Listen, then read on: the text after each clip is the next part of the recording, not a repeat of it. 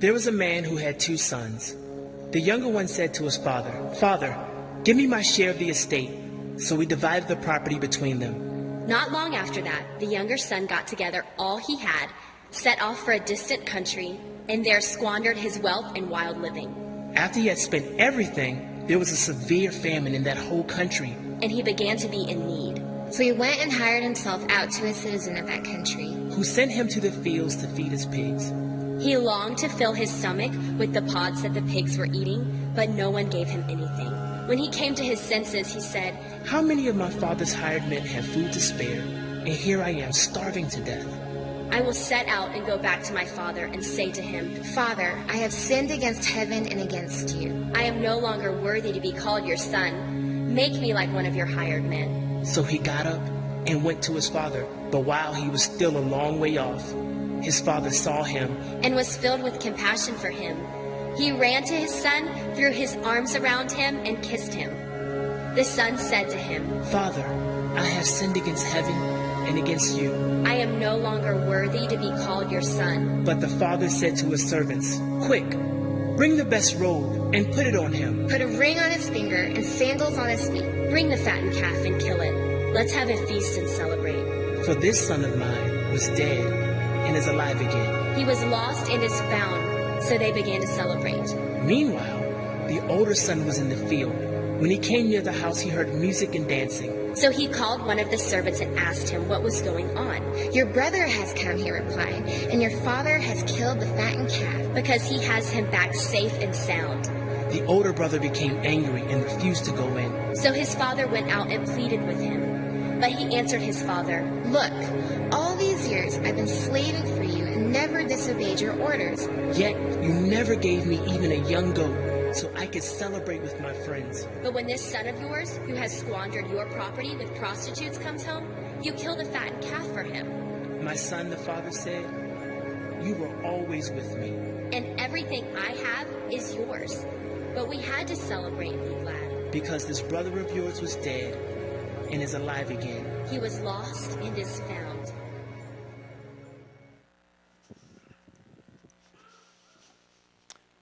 Jesus loved stories.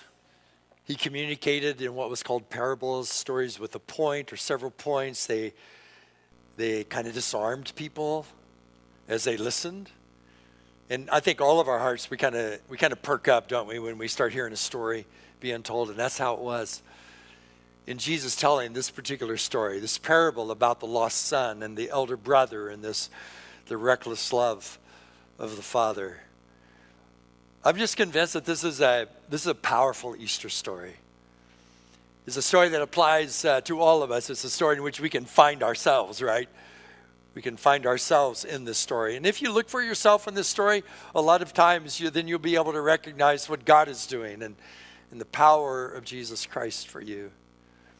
This past week, I've been reminded that the whole matter of, the life and death and resurrection of Jesus Christ and what we place our hope in by looking to him in all times. I've just been reminded this week that it's not a fairy tale. It's not just a figment of our imagination.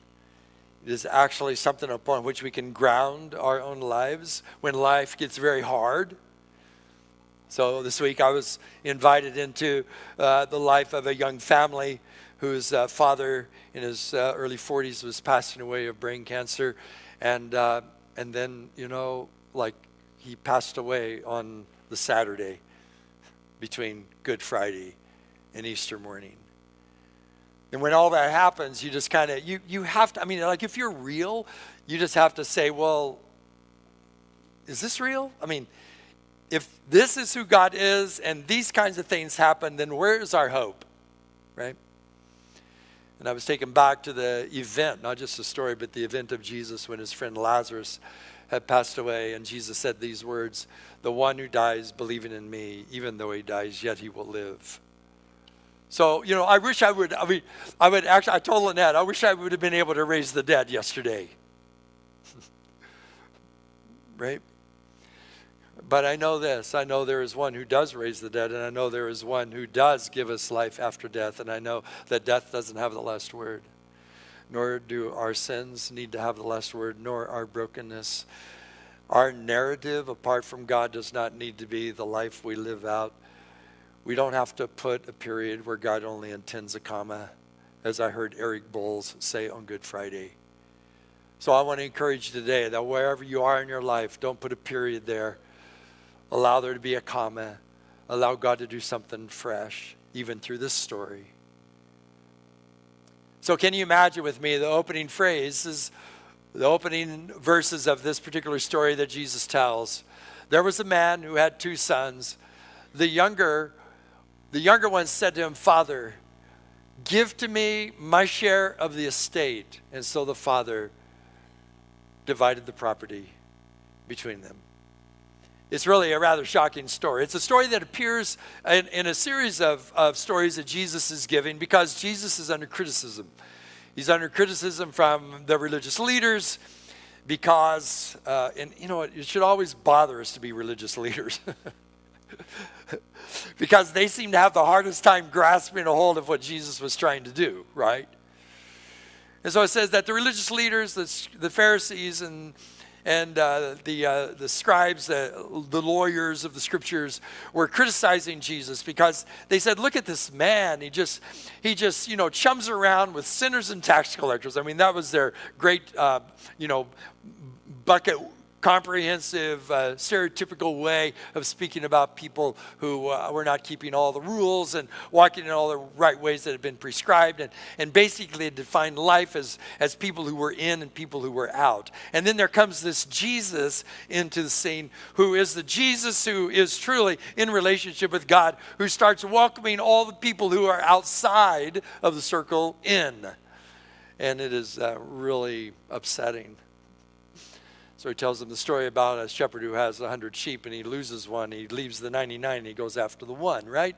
Or the woman who has 10 coins and she loses one. And so she sweeps her dirt floor as she would have done in those days and in that part of the world. And she searched until she found it. And then he tells this story. So can you imagine this story?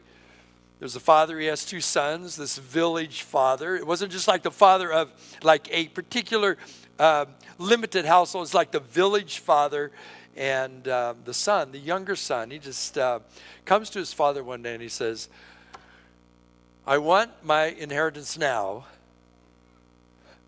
because I want to leave."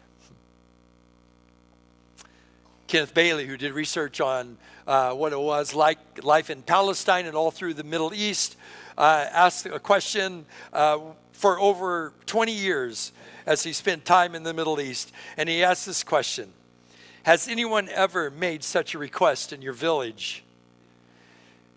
And they would respond, "Never." Could anyone ever make such a request? And they responded, "Impossible." And if anyone ever did, what would happen? If a son came and requested of his father to divide the inheritance, what would happen? And the answer was always, the father would beat the son.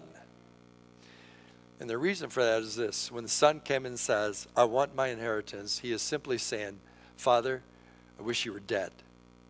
I cannot wait for you to die, because I know that when you die, I get my inheritance. So I just want to speed things along. If you're not going to die, at least give me my inheritance so I can leave." It was a death wish to the father. This father, amazingly, doesn't beat the son. The story, as Jesus tells it, we have our first amazing twist here. The father doesn't beat the son, but instead divides it up, gives the son 1/3, which was the younger son's portion, 1/3 of all the property. And the son cashes it all in and heads off to what Jesus says was a far country. It's a way of saying that the son got as far away from the father as he could. He went his own way. Perhaps he was saying, "Hey, it's time for me to be my own man. I'm afraid I'm going to miss the boat. I'm going to miss out on life living here under the Father and in relationship with the Father." And so just out of his own angst and out of his own lack of understanding about his own life or even his own belovedness to the Father, he just cashes it in. He leaves. At first things go well. You got the money, you got the friends. You got the money, you have the influence. But it just all, as Henry Nouwen says, it all just kind of slips through his fingers. And before long, it's all gone. It's all gone. And then as fate would have it, right, bad luck starts unfolding. Pretty soon there's a famine in the land. And so there's no place to get work. And finally it gets so bad for this son that what happens is that he hires himself out to a Greek farmer, a non-Jew, a Greek farmer, to feed the farmer's pigs. And if you are a Jewish young man, you understand that would not be a career choice for you. The swine were unclean animals in the view of the Jews, to be avoided at all costs. They wouldn't tend them, they wouldn't raise them, they wouldn't eat them. And now this son, this is how far he has fallen from a son in the father's house to a destitute person, longing, so hungry, yet longing to eat even what the pigs were eating. And it says these words, and no one gave him anything to eat. So if you can just imagine that kind of situation, it says that he came to his senses. So there's a sense in which he comes to the end of himself. He decides to go home. I think you probably know this, but we don't ever return home to God until we are at the end of ourselves. Blessed are those who come to the end of themselves quickly. Amen. Today we're going to have some children that are going to be baptized. I will tell you this, blessed are those who come to the end of themselves quickly, who understand that Jesus is absolutely everything to them, that they need everything that Jesus has come to offer. He comes to the end of himself. He comes to his senses, which is really an interesting way of saying that he kind of woke up to reality. And the reality wasn't just about like, oh my goodness, here I am with nothing to eat. What he woke up to was the reality of how far he had departed from his own belovedness with the Father. And so he decided to go home. He decided to go home. And that was a hard decision.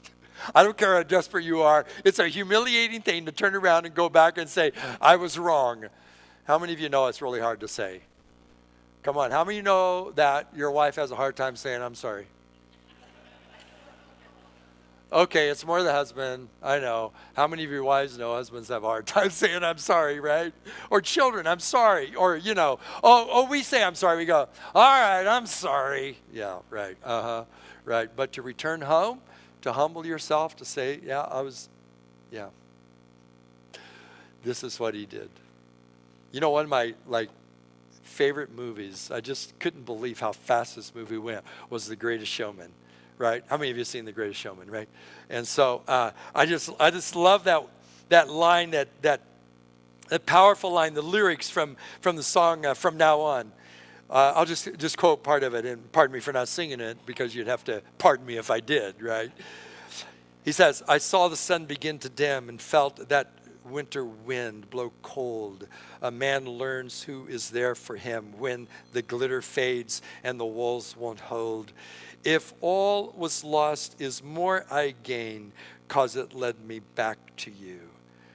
I drank champagne with kings and queens. The politicians praised my name, but those are someone else's dreams, the pitfalls of the man I became. For years and years I chased their cheers, the crazy speed of always needing more. But when I stop and see you here, I remember who all this was for. And from now on, these eyes will not be blinded by the lights. From now on, what's waited till tomorrow starts tonight. It starts tonight. And let this promise in me start like an anthem in my heart. From now on, from now on, from now on, and we will come back home. We will come back home, home again.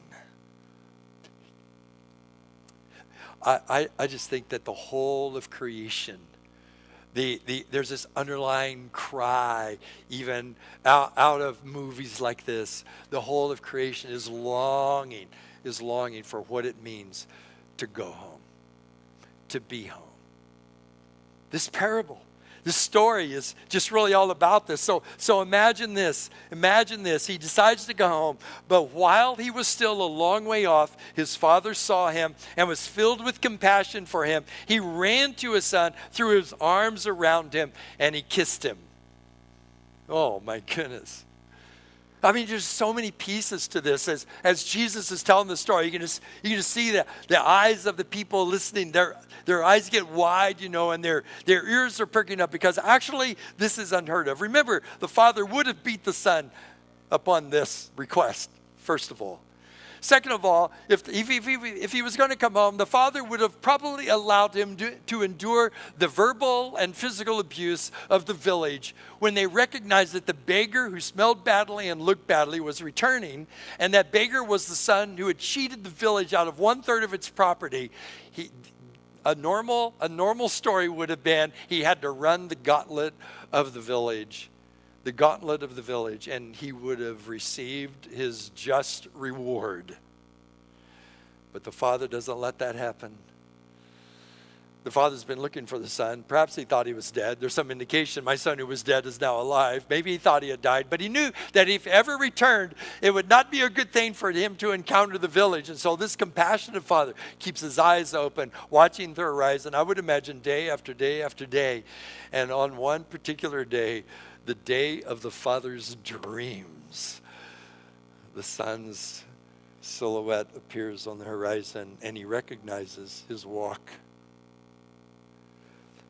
He immediately bolts. He does what no village father would have done. No Mideastern father would have done this. He ran.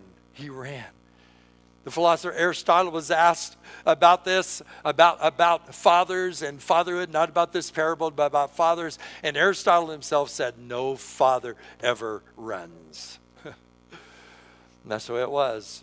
The father didn't run to anybody. Everybody ran to the father. The father didn't go cowering to anybody. Everybody came cowering to the father. The father didn't go begging anybody, showing affection, trying to entice people to be respectable. He didn't do that. He waited for people to come to him, but not this father.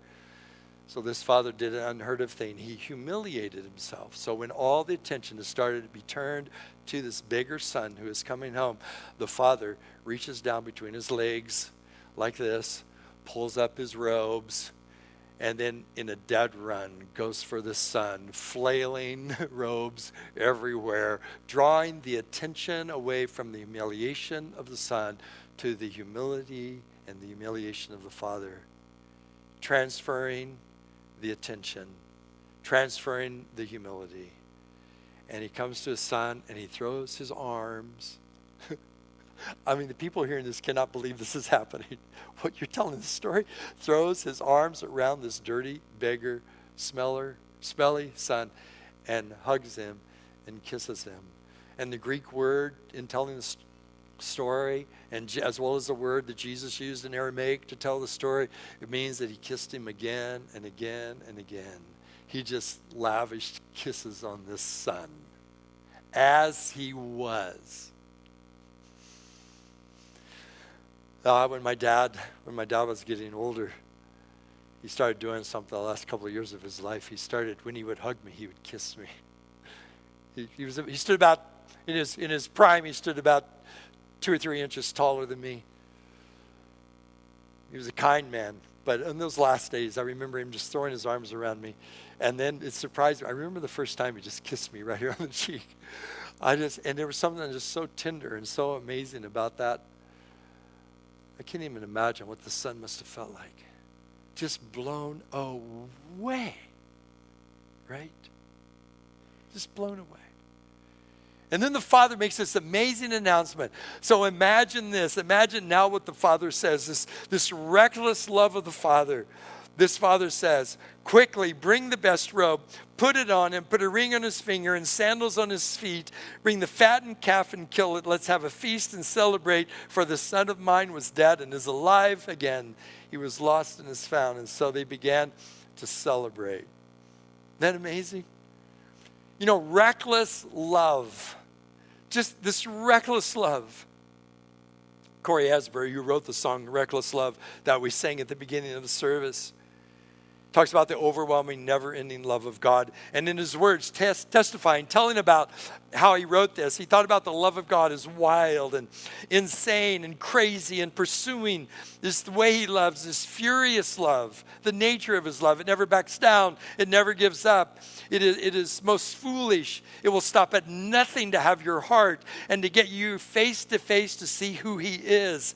Everything in his power to do that. Wild and reckless, not self-protecting, not calculating or cautious. This amazing love of God for us.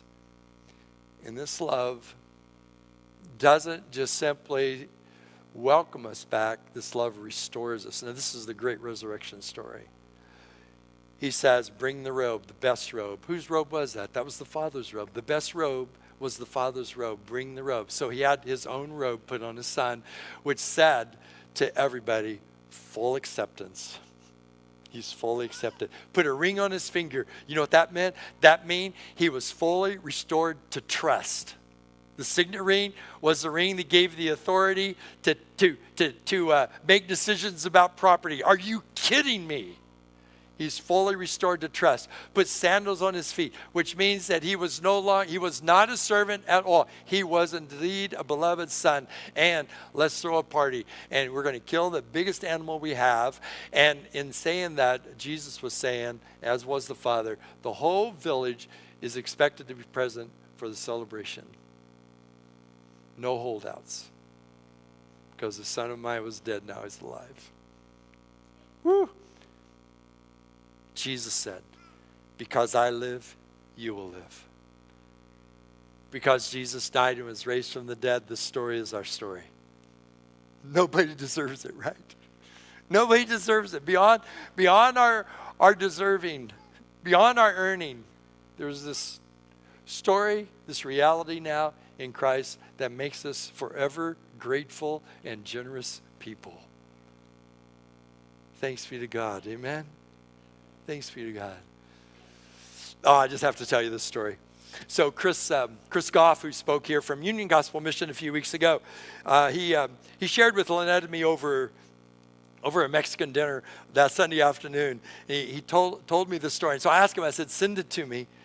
He said, I was driving my car one afternoon after picking up Zeb from preschool. It is not a religious school, so I am not sure what prompted his thoughts, but 4-year-old Zeb casually mused, Dad, did you know God made the whole world with words? Yeah, I did know that, but it really is amazing, isn't it? Yeah, but actually it's pretty hard to do, Zeb assured me. Watch this. And so Zeb said, let there be dark. See, nothing happens when I do it. Well, Zeb, I'm your dad, and I can do a lot of things, so let me try it. Let there be dark. Nothing happens again. So both Zeb and Dad are apparently not God. But eventually Zeb had more to say. He said, Dad, people are made of words too. But I actually think God was singing when he said those words. And I think if we are made of words, we should sing too. That's a 4-year-old insight into the generosity of God in creating us beautifully. Did you know that wherever your life is, in the far country, or maybe you've just moved a little outside the village, the Father's ability to create restoration, to again affirm you in your belovedness, to wipe away all that has gone wrong, and to bring about a restorative power into your life. All of that is offered to us today in Jesus, our crucified and risen Lord. He is risen.